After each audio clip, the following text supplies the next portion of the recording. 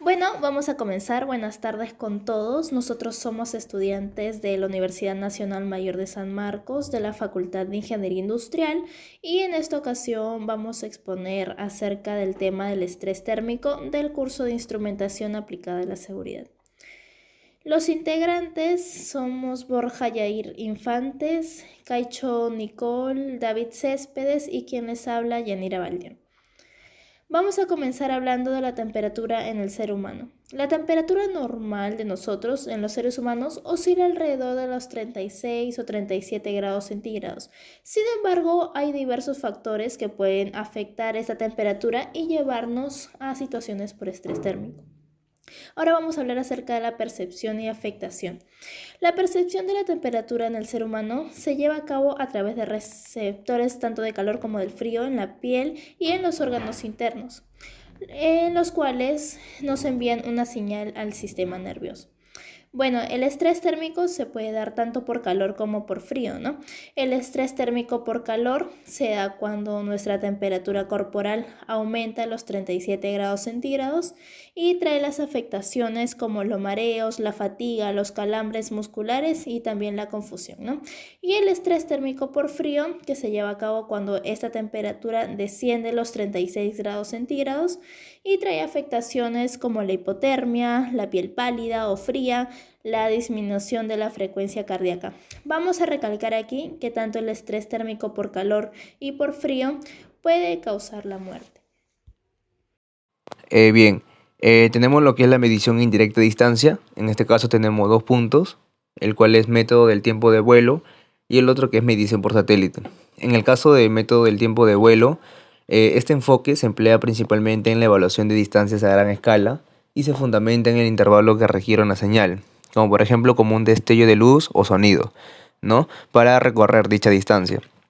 En el caso de medición por satélite, esta estrategia emplea sistemas de localización global, lo que es el famoso GPS, que se fundamentan en la recepción de señales provenientes de diversos satélites para calcular con exactitud lo que es la posición de un receptor, ¿no?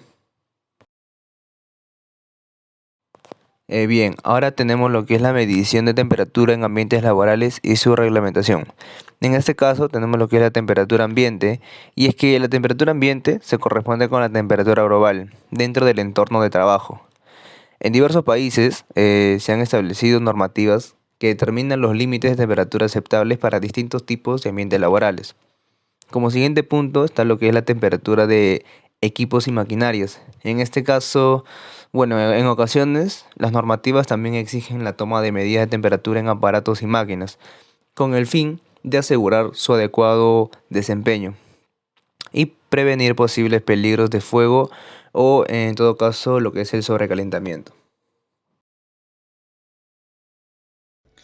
Sobre los principios físicos de la medición de temperatura, se tiene uno, el principio de dilatación térmica, que se utiliza en los termómetros de líquido, que utilizan esta propiedad de los líquidos como que son el mercurio y el alcohol.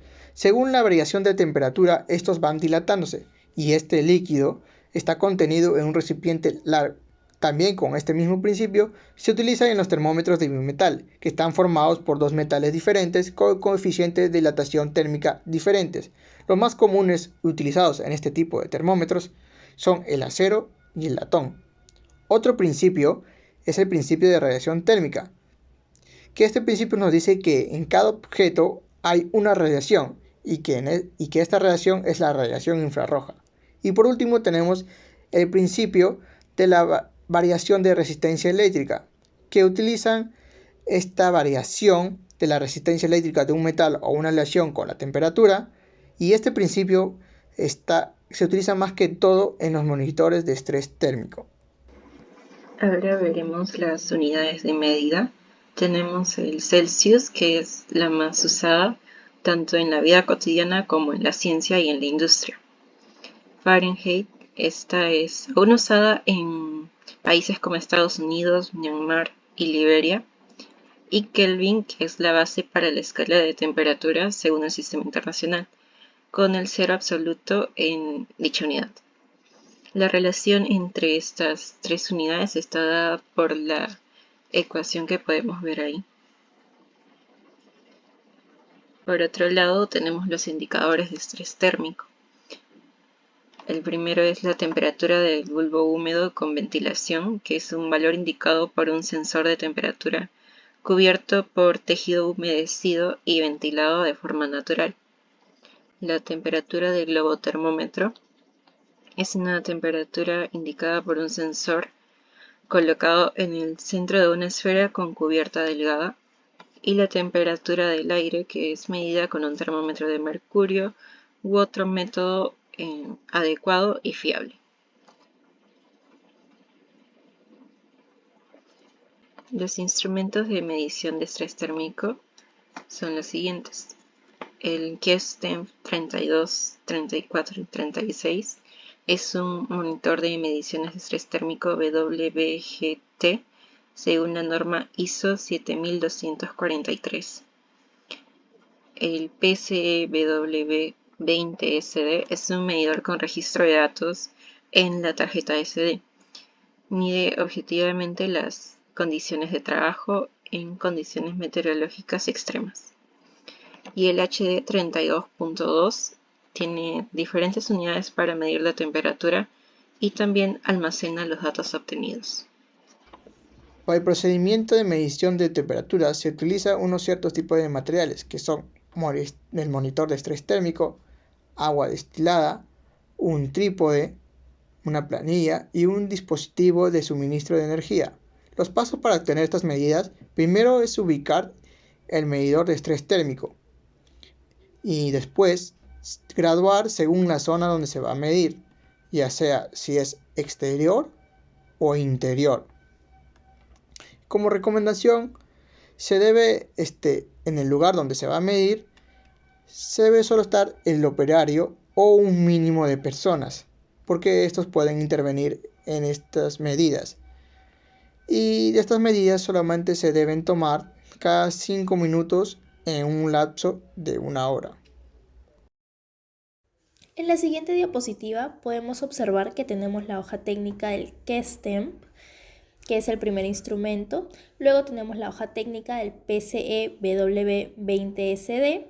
Y finalmente tenemos la hoja técnica del HD 32.2, que son los instrumentos los cuales mis compañeros ya les han explicado anteriormente. Bien, ahora con lo que es el caso de estudio, vemos que es el estudio del estrés térmico y su efecto en la salud de los trabajadores en el área de producción de una industria alimenticia. Entonces, vemos que, por ejemplo, en una fábrica de alimentos, la sección de producción presenta un entorno laboral con temperaturas elevadas debido al funcionamiento de la maquinaria, ¿no? Lo cual esto expone a los empleados a condiciones de calor durante extensos periodos. Bueno, esta situación puede ocasionar riesgos para la salud y seguridad, en este caso, de los trabajadores, ¿no? Ahora, las patologías identificadas por puesto de trabajo. Podemos ver casos de deshidratación por las altas temperaturas debido a los equipos de freído y horneado. Los casos de dermatitis son debido a la piel sudorosa, y lipotimia o desmayos debido a que los trabajadores permanecen de pie varias horas en un ambiente caluroso. Ahora vamos a hablar acerca de la recolección de datos. En esa encuesta podemos ver que las patologías identificadas en los trabajadores están en un 28% la deshidratación, luego le sigue en un 18% la dermatitis, la afectación en la mano y los mareos, y luego le sigue con un 9% la varices y la lipotimia. Aquí tenemos, este es un cuestionario aplicado a los trabajadores de la empresa y vemos que, bueno, el mayor porcentaje de estrés térmico se lo lleva el género masculino en un 52% y en la edad más que nada de los 36 a los 45 años en el labor operativo. El siguiente cuestionario nos indica la sensación térmica que pasan los trabajadores. El calor moderado lo llevan solo en un 32% y la mayoría de los trabajadores opinan en un 68% que el calor en el trabajo es excesivo. Bueno, seguimos con la frecuencia de la sensación térmica y estos trabajadores nos dijeron que sienten más sensación térmica en el horario de 12 de la tarde a las 3 de la tarde es donde, bueno, sienten la mayor sensación térmica, ¿no? También hay otra encuesta que la pregunta fue: ¿la ventilación permite trabajar con normalidad? Y el 64% dijo que nunca les permitía trabajar con normalidad, el 28% dijo que raras veces, el 16% dijo frecuentemente, el 8% a veces y bueno, lo otro dice que siempre, ¿no? La otra pregunta era qué síntomas tenían en el área de trabajo por el estrés térmico. El 80%, que fue la mayoría, indicó que tiene agotamiento por calor. El 12% indicó que no tiene ningún síntoma y el 8% que tiene calambres por calor. Luego en el siguiente, esta es una fuente de medición térmico y aquí vemos que si va a cumplir la norma ISO 7243 y vemos que solo el área de pelado de plátanos es el único que cumple con esta norma, ¿no? Luego la freidora de plátano, la freidora de maíz, la cocción de maíz, todas estas demás áreas de trabajo vemos que no cumplen con la norma ISO 7243. Como solución de este caso práctico se puede hacer un plan de prevención de estrés térmico y mejoramiento en un entorno laboral, que consta de estrategias, objetivos, alcance y quién es el responsable. Como primera estrategia es el procedimiento de medicina preventiva, que trata de exámenes médicos específicos para identificar patologías preexistentes. Que este alcance está para los trabajadores, quien es el responsable es el gerente propietario, el responsable de producción, médico y los trabajadores. Como otra estrategia es el procedimiento para la aclimatación del personal, que es establecer estas actividades adecuadas con una correcta aclimatación de los trabajadores en cada puesto de trabajo. Esto también va destinado a los trabajadores, que también es responsable del gerente propietario, el responsable de la producción y los trabajadores. Como otra estrategia es el provisionamiento para la hidratación y descanso, que es establecer actividades oportunas para el provisionamiento de agua y lugares específicos para donde se puedan consumir. Que esto también va destinado a los trabajadores que están sobre todo donde están con fuentes de mucho calor, que son las freidoras y el horno.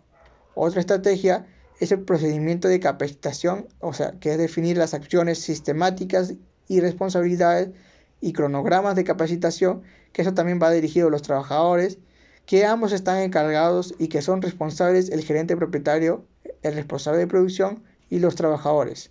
Como conclusiones tenemos la primera, que es el estrés térmico trae efectos significativos en la salud humana. La exposición prolongada a altas temperaturas puede provocar deshidratación, agotamiento por el calor, hasta incluso la muerte.